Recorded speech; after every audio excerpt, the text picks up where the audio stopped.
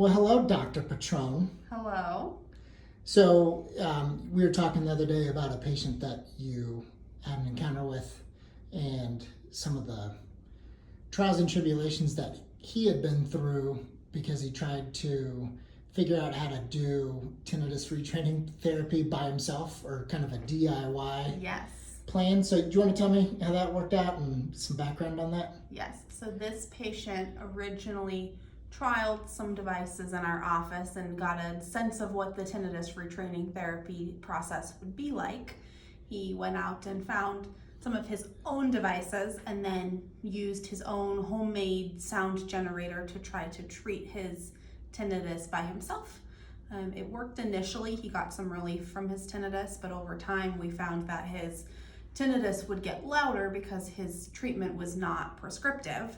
When the tinnitus got louder, he would increase the volume of his tinnitus treatment, sound therapy, and then that made the tinnitus worse. And so it became a cycle back and forth between the tinnitus increasing and the treatment sound increasing. By the time he came in to see me, he was not able to sleep without his devices on. He was not able to function at all without having some kind of noise in his background environment, and the tinnitus was really intolerable. Okay, so that sounds awful. So what did he do? Just find some programs or some music samples online? He had downloaded an app and was using the Bluetooth features in his hearing devices to stream sound to his ears 24 hours a day. Okay, so they weren't doing the, what do you call it, the loudness and pitch matching? Right. So, because you couldn't do Correct. that. Yeah. Correct. Okay. All right. So, what's your advice? Don't.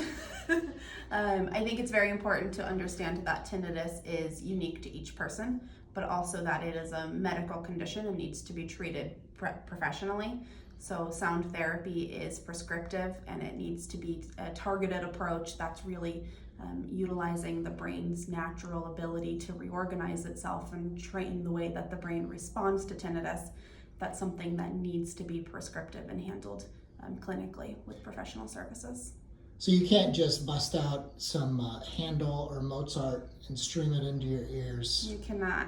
Or even some river sound or No, it might like feel better initially, but in the long run it's going to make things worse. because you're not going to be able to reorganize the brain. Exactly. Okay, cool. Well, keep up the good work. Thank you.